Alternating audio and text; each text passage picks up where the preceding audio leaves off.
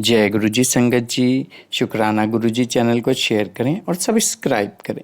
संगत जी, आज हम लीना जैन आंटी के श्रीमुख से परम पवित्र परम पावन श्री शिव महापुराण के अंतर्गत विद्वेश्वर संहिता के प्रथम अध्याय का श्रवण करेंगे। चलिए प्रारंभ करते हैं। जय गुरु जी संगत जी। गुरु महाराज जी की आज्ञा से आज हम श्री शिव महापुराण की विद्वेश्वर संहिता का प्रथम अध्याय का पठन एवं श्रवण करेंगे। श्री पुराण पुरुषोत्तमाय नमः। श्री गणेशाय नमः। श्री शिव महापुराण विद्वेश्वर संहिता। प्रयाग में सूत जी से मुनियों का तुरंत पापनाश करने वाले साधन के विषय में प्रश्न।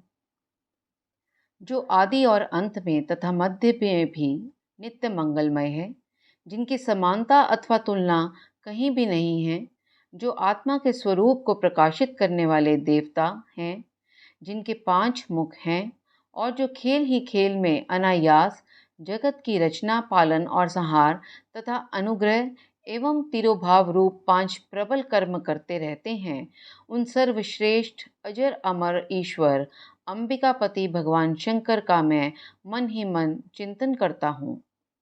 व्यास जी कहते हैं, जो धर्म का महान क्षेत्र है और जहाँ गंगा यमुना का संगम हुआ है, उस परम पुण्यमय प्रयाग में जो ब्रह्मलोक का मार्ग है, सत्यव्रत में तत्पर रहने वाले महातेजस्वी महाभाग महात्मा मुनियों ने एक विशाल ज्ञान यज्ञ का आयोजन किया। उस ज्ञान यज्ञ का समाचार सुनकर पौराणिक शिरोमणि व्यास शिष्य महामुनि सूत जी वहां मुनियों का दर्शन करने के लिए आए। सूत जी को आते देख वे सब मुनि उस समय हर्ष से खिल उठे और अत्यंत प्रसन्नचित्त से उन्होंने उनका विधिवत स्वागत सत्कार किया। तत्पश्चात उन प्रसन्न महात्माओं ने उनकी विधिवत स्तुति करके विनय पूर्वक हाथ जोड़कर उनसे इस प्रकार कहा। सर्वज्ञ विद्वान रोमहर्षण जी, आपका भाग्य बड़ा भारी है। इसी से आपने व्यास जी के मुख से अपनी प्रसन्नता के लिए ही संपूर्ण पुराण विद्या प्राप्त की। इसलिए आप आश्चर्य स्वरूप कथाओं का भंडार हैं। ठीक उसी तरह जैसे रत्नाकर समुद्र बड़े बड़े सारभूत रत्नों का आगार है। तीनों लोकों में भूत, वर्तमान और भविष्य तथा और भी जो कोई वस्तु है, वे आपसे अज्ञात नहीं हैं। आप हमारे सौभाग्य से इस यज्ञ का दर्शन करने के लिए यहाँ पधार गए हैं और इसी व्याज से हमारा कुछ कल्याण करने वाले हैं, क्योंकि आपका आगमन निरर्थक नहीं हो सकता। हमने पहले भी आपसे शुभाशुभ तत्व का पूरा पूरा वर्णन सुना है, किंतु उससे तृप्ति नहीं होती। हमें उससे सुनने की बारंबार इच्छा होती है। उत्तम बुद्धि वाले सूत जी, इस समय हमें एक ही बात सुननी है। यदि आपका अनुग्रह हो तो गोपनीय होने पर भी आप उस विषय का वर्णन करें।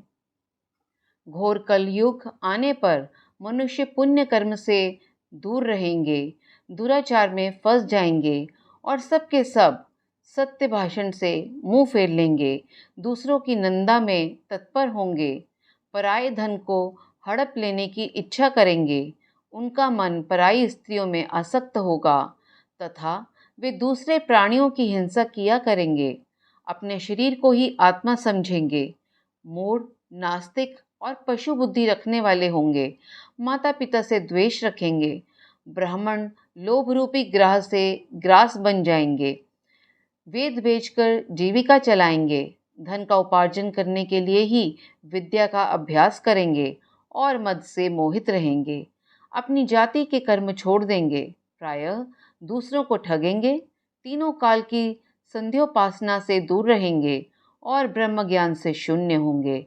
समस्त क्षत्रिय भी स्वधर्म का त्याग करने वाले होंगे, कुसंगी, पापी और व्यभिचारी होंगे।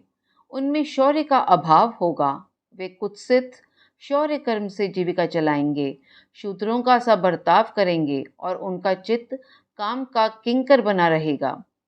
वैश्य संस्कार भ्रष्ट, सर्वधर्म त्यागी, कुमार्गी, धनोपार्जन परायण तथा नाप तौल में अपनी कुत्सित वृत्ति का परिचय देने वाले होंगे। इसी तरह शुद्ध ब्राह्मणों के आचार में तत्पर होंगे। उनकी आकृति उज्ज्वल होगी, अर्थात वे अपना कर्म धर्म छोड़कर उज्ज्वल वेशभूषा से विभूषित हो व्यर्थ घूमेंगे। वे स्वभावतः ही अपने धर्म का त्याग करने वाले होंगे।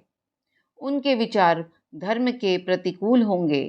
वे कुटिल और द्विजनिंदक होंगे। यदि धनी हुए तो कुकर्म में लग जाएंगे।